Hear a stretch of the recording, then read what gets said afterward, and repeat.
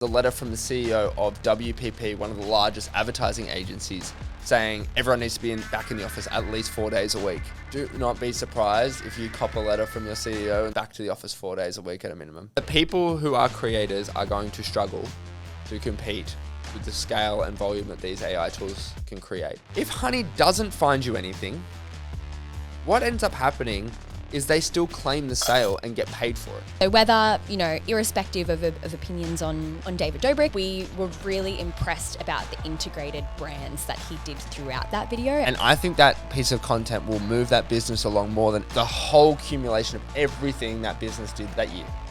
Probably the last 3 years.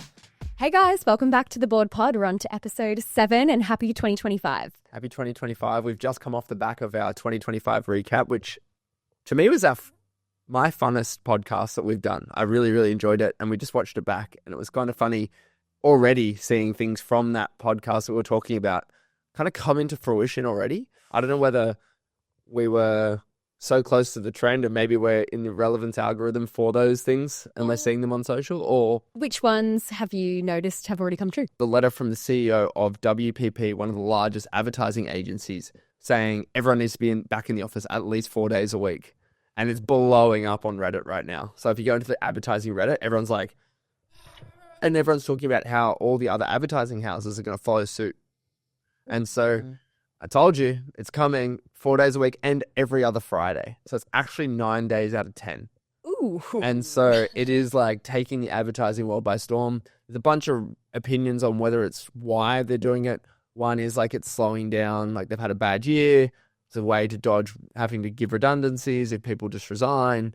Others are calling that maybe there's a change for, they believe that head office wants to cover their leases. Who knows? The fact is that there's a movement in the industry, and what ends up happening is they all follow along. And so do not be surprised if you cop a letter from your CEO in the next 6 months. It says back to the office 4 days a week at a minimum. And that's a global move. So crazy times. We're not far away from 2025. I'm not trying to project this message. I'm just reporting on the news and commentating on the things that he said. Every business owner that watches this podcast is like, all right, everybody. I think I made a comment about the creator economy dying. And this week, we actually saw someone come out with, I guess they've kind of cracked the AI creator on multiple fronts. It's not just a one-off viral video. They've done it across 10 pages at the moment? Yeah, they have a goal to get to, I believe, don't quote me on this, but I believe they have a goal to get to 100 brands or like 100 pages by the end of 2025. Yeah, and this came across our feed because they targeted the marketing industry. And so they were doing campaign reviews with a page called Bad Marketing, which has now become Odd Marketing. Yeah. Quick rebrand after it kind of scaled up. Questionable decision. We can debate that another time. But Jacob, our videographer, and I were looking at the Squid Games campaign that they run across the globe. And I was like, oh, wow, this video is good. Thought nothing of it. 24 hours later, I saw a video come out about how that video was actually generated by AI. And I thought I had a pretty good read on what was AI and what wasn't. And I feel like the sheet was just ripped off or the goggles were taken off. And I realized that it was an AI creator. And it was like, okay, wow, I took a piece of content that was really engaging. I got a lot of value out of it. And they generated it with a computer. Unreal, hey? And so it kind of reinforced my hypothesis of the value of random creators creating information that you're consuming versus following someone for a brand. So those pages that are very educational based, like, can those just be replaced by AI? I mean, it's a way to scale up, definitely. I think you'd have to make sure that the creator is good quality in terms of their delivery. Otherwise, it can really instantly deprecate a brand. I'm always on the brand side, Sam. Yeah, of course. You're on the distribution and growth side. We can't argue with the facts, though, and the actual data that goes with that. 230,000 followers from nothing in 3 weeks in the industry of giving information about marketing. Imagine how many leads they've generated for people inquiring for marketing help because of their ability to analyze campaigns. And that skill set demonstrates you understand the industry. Yeah. But it isn't a hard sell. There's no hard sell in those videos of like, follow me for my course or inquire now. It's like, this is just genuine value. Absolutely. At scale. And they have a marketing agency off the back of it. So, exactly. Which is just, we love that about it. Yeah. So I think our industry is always going to be the first to adopt, but like think about that in all other areas, like plumbing, how to fix your sink, things you should be looking at in your house. Like you don't need to have, particularly for people who aren't as comfortable on camera, that becomes a potential channel for you. Or do you build a lead generation business that you then on-sell those leads to plumbers, electricians, etc.? Interesting model. It was very, very cool to see. Maybe you can give us a bit more about their 10 brand story or 100 brands. Well, I think one thing that I do want to do, I was just thinking about this, we're going to put in the show notes, so on the Spotify and in the YouTube, just a link to their Instagram, and so that you can check out the videos that we're talking about. Just because I feel like the username Odd Marketing, they've abbreviated it, so it's like MKTG or something like that. So that's first off what I would like to do. And I think I can definitely talk into that. I also wanted to quickly discuss the process, because hearing that practical application of, hey, let's get a plumber to do it, which is a really fantastic idea, they may not know where to start. Yeah. So it could be good for us to help give them a breakdown. I mean, we're not in the intertwinings of that Dubai-based agency, but maybe we can give some insight into what we think, how it was created, basically, and how people can do the same. Yeah. I actually, last night was, as part of the research for this pod, I was like, I'm just going to go and do this. And you did. I saw Sam putting his like, hi, I'm da-da-da, and I was like, oh my gosh, are you becoming an AI avatar? Yeah. Avatar. I was like, I'm going to see you all over the internet. On the all for the purpose of science, to research and explore. Yes, if you see. So instead of going to the moon, you'll do AI avatar. Yeah, basically. But to be fair, you can create an AI avatar about anybody with very little amount of information if you wanted to. But you have to be the avatar, right? No, you can't make it on behalf of someone else. I could take your photo. No. If you're a bad actor and wanted to replicate someone, you could do that. I'm a bad actor. What does As in, that like, mean? you don't have the right intentions and you want to use it for fraud or whatever it is. Oh, you know when you see like those Trump deep fakes where he'll be saying like people just something, make these things, right? Yeah, so like it's not like if someone really wanted to be me, the tools are there for them to do it now. So like what's the risk? Understand. So I'm not really that worried about it. Anyway, the process. Highly unlikely, by the way. There's a platform I think it's called HeyGen. Basically what you were required to do is talk about a topic for 30 seconds so that they can get your expressions and your how you speak, get a bit more of your language, your tonality, your mannerisms into a database that they then use to train. And they use that to generate videos. So basically what you do is you talk at your screen on a webcam about a topic. They take that and then they generate an avatar for you in that scene. You can then shoot another one if you wanted in different clothing, in different lighting, create multiple avatars. Yeah. And then from there, you then just upload a script and it creates the video. And that's the extent. So once you have the avatar, you could make 50 videos without having to reshoot them, or someone else could do that for you. Surreal. That is so much scale. For the purpose of science, again, I was like, I'm just going to make my handover for one of our sales processes in our business to an internal team member. I took what I'd written and just copied it into the script, rendered a video and sent them the video. Of you AI? Yeah. No way. Talking through. So if they're an Audible learner. No way. You have to share that with me. Yeah. So it's in our Slack channel. You can see it now in the sales handover. So they can, if they're an Audible learner and they want to watch a video about this piece of information rather than reading through a wall of text, they can see me present it in my own words. That is so cool. I have a goal this year to do like XYZ amount of statement of procedures, basically just, documenting the business operations. This is so cool. It could be an AI version of me describing how to do everything. Exactly. Well, so once you write the procedure, you could generate that way. Or so good. There's actually so many practical applications. This podcast is over. I'm running away and doing, I don't know, heaps of procedures for the next 3 years. Yeah. Or 3 minutes. It took, what I did is I voice noted into ChatGPT, and then, because voice note's shocking. I don't know if any of you have used. When you're saying voice note, what do you mean by that? Basically I've just recorded my audio using my MacBook. I think there's a record audio. Oh, just like the native app that comes with and it's the laptop or whatever. Riddled with spelling and grammar errors. And so I just dictate it straight into ChatGPT and ask it to correct my grammar and spelling. I don't ask it to reformat it or anything like that. So you record it on your phone, upload the audio into ChatGPT, or go directly to the audio in ChatGPT? In ChatGPT, I just go edit, record. Good. Awesome. And so I just record from my laptop as if I'm presenting it to someone, put it into ChatGPT, autocorrect the spelling and grammar, copy and paste that, and then I say, can you put this into For British English. For British English, yep. And then I say, can you put this into a script that I can use on an AI video, only what I'm going to say? And then I copy and paste that into the tool. And then bang, video's made. Wild.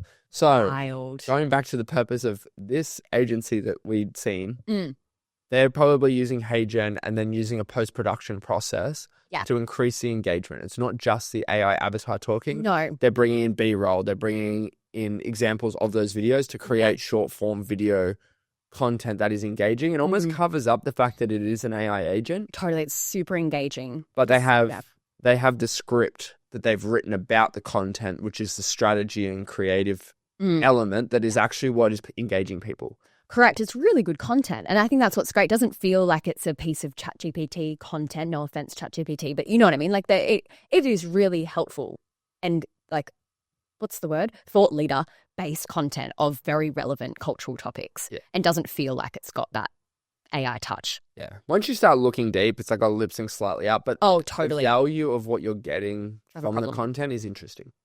Yeah. And so you take something where, that was interesting, like, share, send it to your friend, and then move on to your next video.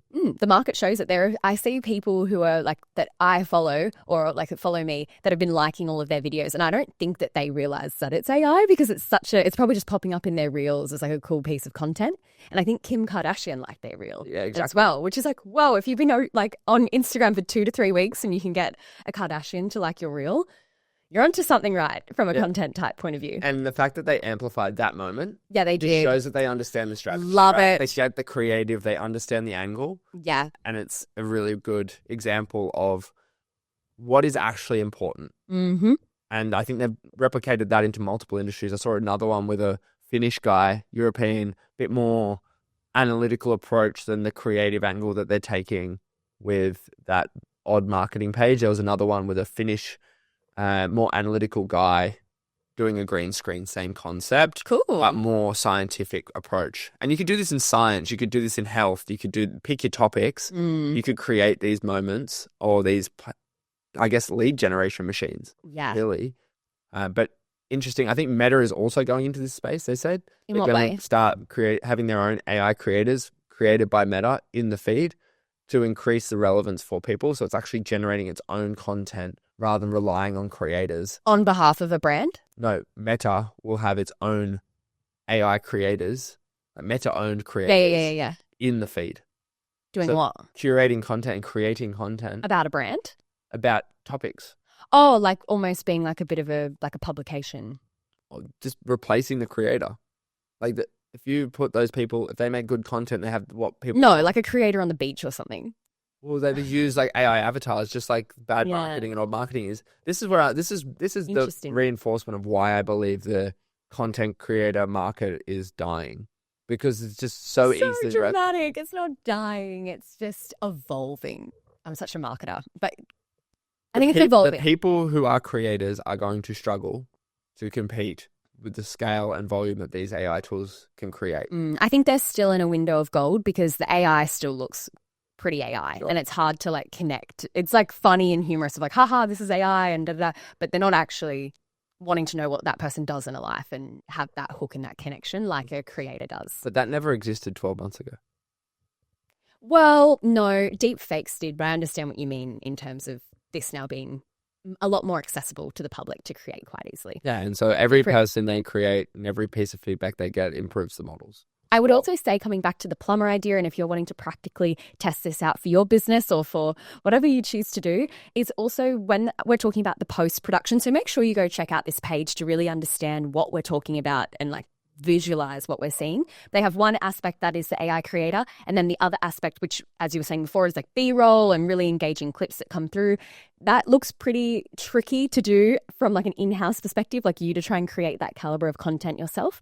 I recommend engaging different video producers or editors, I should say, through Fiverr and Upwork, because some of these guys have that skill set of creating those really engaging formats for those particular scripts. So if you are wanting to really get close to that page, I think that would be a really good way to, I guess, shortcut your efforts. Yeah, finding a short form editor is going to be critical to execute. That's definitely. Yeah, and look, they're all over. You can find them through Instagram. You can find them through marketplaces that exist online, lots of ways. But just, try and find your... Just like when you're getting a brand and trying to find your supplier, try and find your video supplier. Yeah. Excellent. Woo! Oh my gosh, so exciting. If someone does this, please let us know because it would be, really cool to see what you create.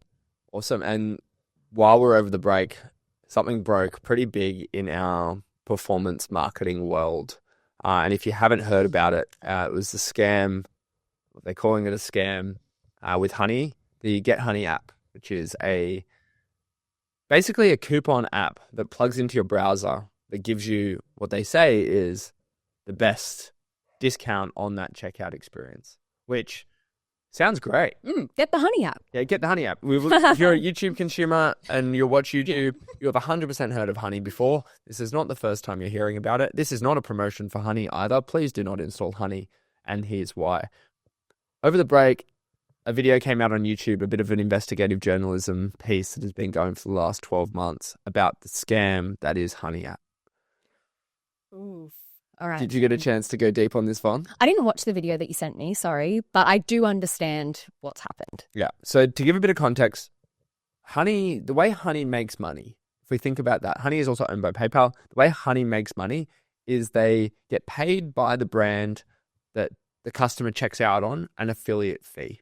So in affiliate, what that means is that person who gets paid out for an affiliate is the person that generated the sale for that brand. And as a commission for generating that sale, you get paid a percentage of that sale. Just like if you're a sales rep for a car, in a car dealership and you sold the car, you would get a commission on the sale. Real estate's the same. Affiliate works like that, but it's not a human. It's a incentive for a customer. So in Honey's case, it's providing a discount that they couldn't get elsewhere, and that is the reason they checked out. Yes. So Honey should get a cut of that because they provided that incentive to check out versus not checking out. And brands will pay the money because they want those conversion rates of those customers to be as high as possible. Exactly. And so that's how the affiliate world worked. And the last person, so if multiple people in the, contribute to the person getting to check out, whoever did the last action of incentivizing a customer to get there is the person that gets paid. Affiliate world has agreed that last click, we call it last click attribution, the last person to do the action gets the payment. That is an agreed standard across the industry. There's many ways that people have tried to do multiple people attribution. Too complicated. Keep it simple. Last click. We use a thing called cookies to track this. Big part of performance marketing. Why it came out that it was a problem was the way Honey grew and its marketing strategy was to work with creators who are affiliates in themselves. You'll see them in their videos. They'll say, go to this link, go to this link. And that's how creators make money and can afford to make the content they do. So Honey would sponsor them. The creators would talk about Honey and get them to download the app. And then that app would sit on your browser. Like, who clears out their browser apps ever? Yeah, no. Right. And Honey's free. So you're like, this is a no-brainer for me. Yeah. Like, of course I'm going to install this. Next video, got nothing to do about Honey. Creator talks about a brand. You go to the brand's page, you go, I'm going to buy this. You get to check out. Honey pops up. Yep. Because you installed it. Yeah, at the checkout. And you're like, oh, Honey says, we can find a bunch of discount codes. Of course you're going to click that button. I'm like, I want to save money, right? Yeah. You may have a code that you've got from somewhere else, but find me a code. It does a scan. If it finds you a code, it applies it at checkout. Great. Everyone's like, cool, that's exactly what it should do. Honey should get the sale. Because they've added value at the checkout. The last click, they've taken right at the end, right before you check out and gone, here's something actually valuable. They should get the sale, I believe. Yeah, but wait for it, everyone. If Honey doesn't find you anything, what ends up happening is they still claim the sale and get paid for it.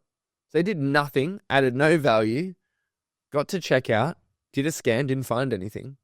But then what they do is they actually do something really cheeky.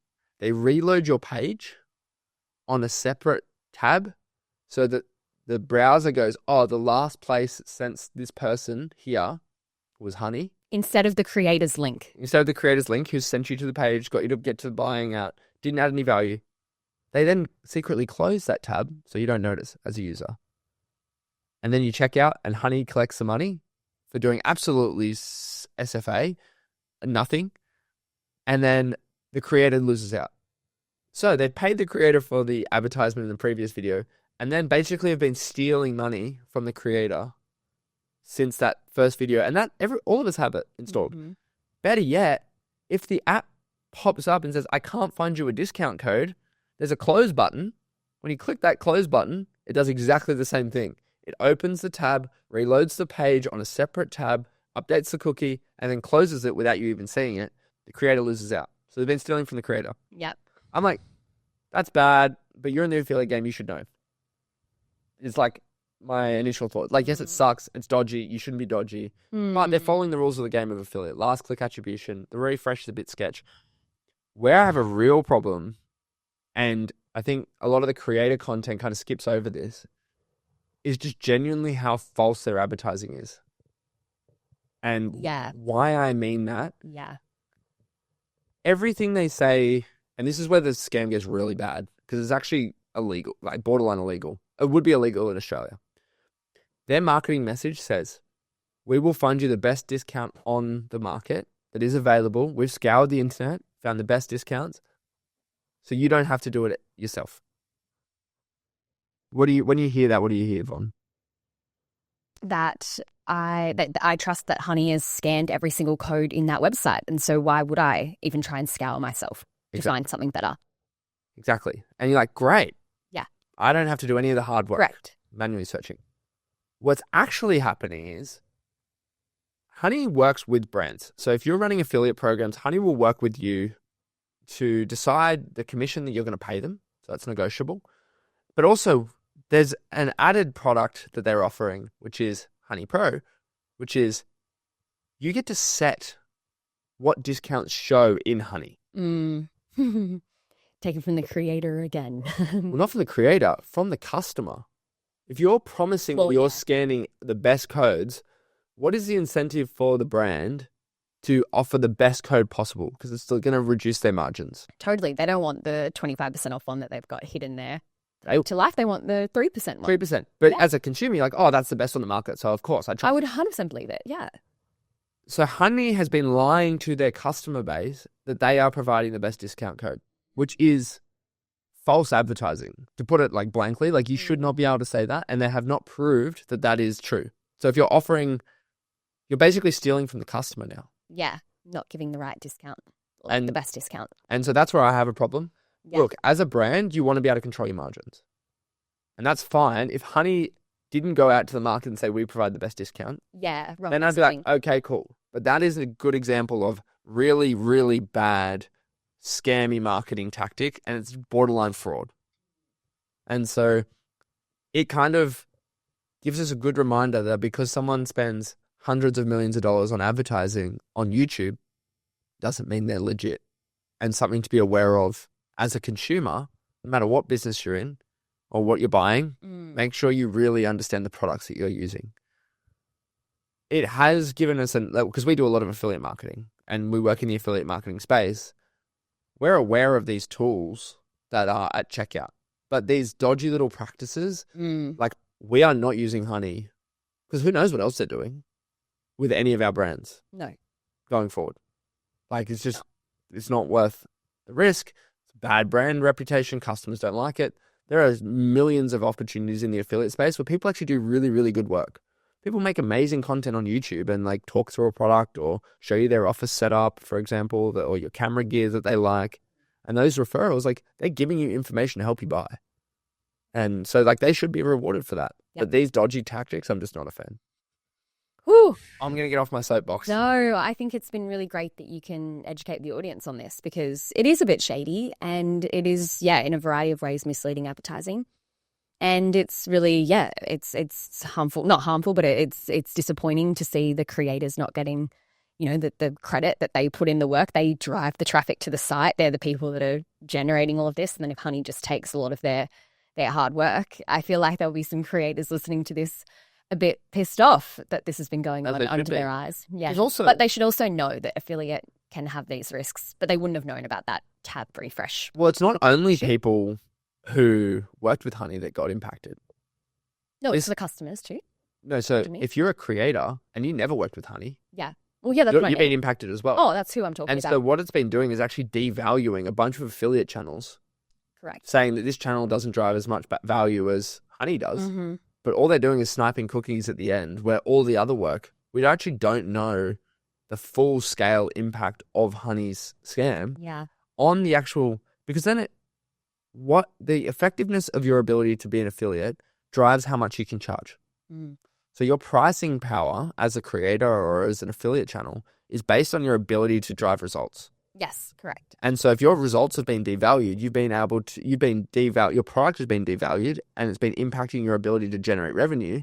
So it's actually caused losses Yeah, to your for millions of affiliates. Yeah, it'd be good to know what percentage of people have Honey or any other affiliated tech that does the same practice to the total that don't have it installed, and then localized by market to then understand how much of a percentage potentially that you're impacted by industry. I know that's random, but I'm thinking in the creators' heads of like how much they should probably account for the fact of what they're not going to get credited because of these issues. Well, there is right now in the courts a class action lawsuit against Honey. Yeah, but it doesn't get the creators. No, it I guess does. things. Well, maybe. What That's do you the mean? purpose of the class action, is from the creators suing PayPal, who is the owner of this. And PayPal knew full well and has come out saying that they are following the rules of affiliate and whatever. They knew full well that they were doing this. And so they've come out and they've got a class action lawsuit on behalf of the creators for damages associated with the Honey. The creators who worked with Honey directly, or every creator? Any creator who wants to get on this class action lawsuit can. Whoa. All right, guys. Sign up. Wild. Anyway, I'm just kidding. Maybe. big news in our industry. We'll move forward. To some, like, might not mean anything, but it's kind of like one of those moments of like, what are you saying in the market, and are you really delivering that? Good and reminder. like, it's a reminder for every business to like keep that in mind. I found it interesting, but yeah. Yeah, very interesting. Cool. Let's move forward. Sam, what happened this week? We opened up our YouTube feed, and who did we see in the top first spot? I think actually what happened was, Von goes, Sam, guess what? I was like, oh no. And then you started smiling, and I come into your office, and you're like, guess what, Sam? I'm like, I have no idea, Von. And Von loves to play this game. I'm like, no, guess. Like, if you never know, Von's like, guess what happened to me? And you're like, I don't know. It builds hype. Yeah, you're like, no, but you have at least guessed once. And I was like, I don't know. The client that we've been wanting to work with for a while came back. Well, I'd like to see if we can read each other's minds. Yeah. Didn't work out this time. No, Just makes sense. the waves were off. Von goes, our favorite creator. Well, yeah. One of our favorite creators that we used to watch like 5 years ago just uploaded a video. And so I was like, oh, really, who? And you're like, oh, David Dobrik. And so for those who don't know, basically made a lot of YouTube videos back in the day, once a week. Disappeared for 3 years. Every 2 days or every 3 days. Yeah. Something. Anyway. Fun. Some very good engaging videos. And basically what happened was he had some life issues. Bunch of stuff happened inside his friend group. Disappeared for a while. And then uploaded for the first time this week. And has been making a piece of content for the last 12 months. To relaunch today or this week. Yeah. Which, imagine working on a 14-minute and 20-second YouTube video for over 12 months. Yeah. And that's all you've done for like maybe 7-8 years prior is only make videos. They weren't 14 minutes and 20 seconds. They were 4 minutes and 20 seconds every 2 to 3 days for 8 years. You can imagine the caliber of how good this edit was. Yeah. And so Fawn and I are like kids in a candy store a little bit. And We we're were. like, we've got to go home and watch this. Went home, watched the video. I think I said to you, this is the perfect example of incredible content marketing it is the pinnacle of content marketing for businesses. Yeah. And we'll explain why. And so whether, irrespective of opinions on David Dobrik, we were really impressed about the integrated brands that he did throughout that video. And we want to talk to that a little bit. And also specifically one brand who then, so when we talk about content marketing, what we're talking about is making content that provides education, inspiration, or drives action from someone without it being like a buy this.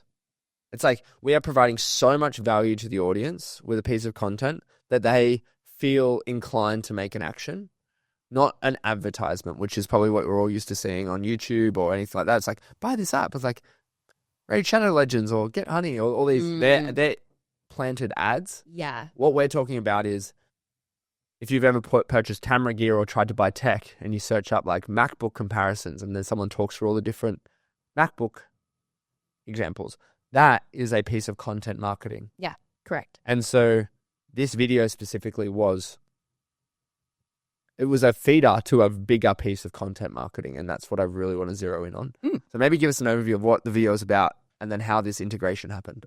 So the video goes through a couple of different storytelling journeys of his life over the last 12 months. One being that he was really unhappy with the state of his fitness and just his overall physical and mental health, and that he really wanted to get off his butt basically and make change. And so you follow a journey of him going through a 12-month rapid transformation, I would say, because when you see the before and after, it is absolutely insane. Imagine just someone who has no kind of desire for any level of fitness or diet consideration to then being probably the most shredded kind of after I've ever seen in my life. But what you do is you go through this journey with him of traveling the world with his friends and being able to achieve this along the way. And even though he kept not wanting to eat well or continue through the journey at moments, he defied all odds and got to the very end. And his best friend, who owns a fitness company, encouraged him and basically was his accountability partner throughout the whole journey. And coach. Yes, correct. Yeah, he has that background in fitness and in health.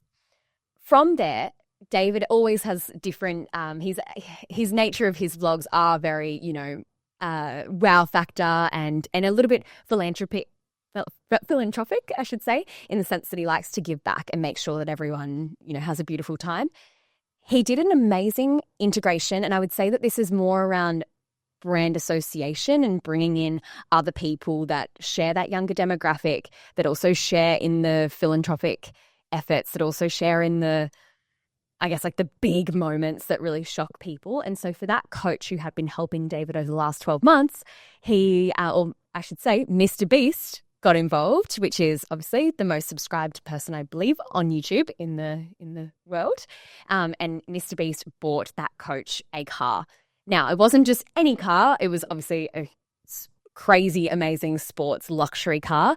But here's the catch. It had Mr. Beast Feastables, which is one of Mr. Beast's products, as like a sticker decal on the side of the car. Right. It was a blue Lamborghini. Yeah, I didn't know what car it was. There was a blue Lamborghini with a advertisement slammed all over him. But it was as a thank you of he always wanted that car, and for his help of spending 12 months, day in, day out, getting him out of bed, going to the gym, getting him eating healthy, doing all those processes of like giving up 12 months of his life to get him fit.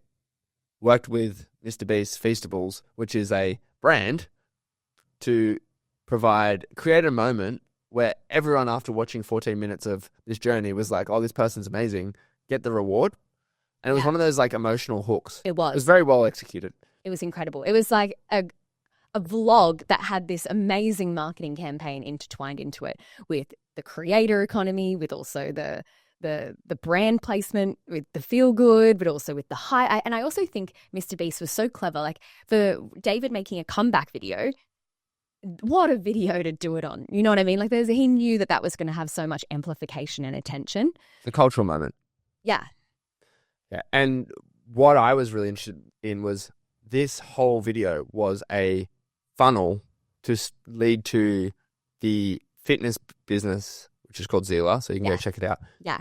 It was a funnel to the full 45-minute documentary of David's fitness journey. Correct. So you got a sneak peek of the journey in the first video. Yeah. Which was the leader, but the pure piece of content marketing that for a brand to create is absolutely incredible was that 45-minute documentary of the journey. Correct. And the process and the feelings and the experience of going through a health journey. I think the video had 1 million views in like 10 hours. Like the second 45-minute video for a brand page. Yeah, which is wild. So cool. Like they have done this before with smaller transformations, and they've worked really well, picking the right people and showing their journey. That skill of creating those kind of content marketing pieces, yes, it helps you using a creator, but like that still works in any business. Like it doesn't need to go to 1 million people, but that model of creating content that is marketed at giving value to your potential customers is something that every business should strive for. Yeah. Because firstly, it's distributed for free, doesn't cost you anything, and you're just genuinely trying to help people. And I think as long as it's legitimate and the goal is to help people and you have no expectations from anyone who watches it. It's not some funnel where you're in a seminar and you're like, that offer's only available at that point. That is not content marketing. That is just like pure sales. This is just like, hey, use this if you want. And this is hopefully something that inspires you to take action. Yeah, it was awesome. And I will quickly add as well, it wasn't just those two. He also did videos and he gave away 10 Teslas using SeatGeek, which was almost like a cultural moment within David's blogs itself. It was a constant sponsor that was then associated with giving back to those not in need, but just like those who I guess were not expecting the gift. And so David gave away 10 Teslas to everyone who worked at his pizza shop that's based in Los Angeles. Another product placement. Yeah. And also did an emotional scene as well, promoting his podcast coming back by delivering a microphone to his old podcast host. Yeah, it's basically, it's like imagine you're watching TV ads in between TV shows that were actually really good. We were loving every single second. And I was like, I'm just getting advertised to right now. Yeah. Which is fine. And I was fine with it. So fine with it. Because the creative was great. Correct. I think one thing that took away for me was they spent a year making that piece of content. And I think that piece of content will move that business along more than anything, the whole accumulation of everything that business did that year. Probably the last 3 years. Yeah. That was that moment of like nailing something amazing and having the right creative idea and executing it to perfection that is going to transform that business. And like that gave me, it was a moment for me to think, okay, how do we do that in our business? What are these things that we're working on? Like we're shooting a lot of shots and so is Zilla, like they're making content all the time. But like, what are the moments that we believe that are going to be those half court shots that win us the game? And like that video is that for them. I think that video is going to change their business. It will change the perception of that brand. There is not many people who watched that vlog who don't know what that fitness company is now. Yeah, which is, so special because it helps so many people. Like it's a really great initiative what they're offering. Yeah. Like I never tried the product, so I have no idea. No, although their app store, it's all males on their images. If you service the females as well, which you do because you do videos, please update your app store to show females and males. If anyone has an app, maybe check your images on your app store. Anyway, really, really cool. Lots has happened in the last couple of weeks. I think it's been wild. I'm looking forward to watching the next couple of weeks as well. 2025 is off to a rocket ship. And yeah, inflation's still sticky, as I said in the last vlog. Are we getting an inflation update every time? That's still sticky, and consumers aren't spending like they said they would, so 2025 is happening. No, CPMs are lower over the Boxing Day to middle of January. True. Anyway, super boring. Super boring. Let's wrap it up. All right, that was good. Let's see you next week. See you next week. Bye.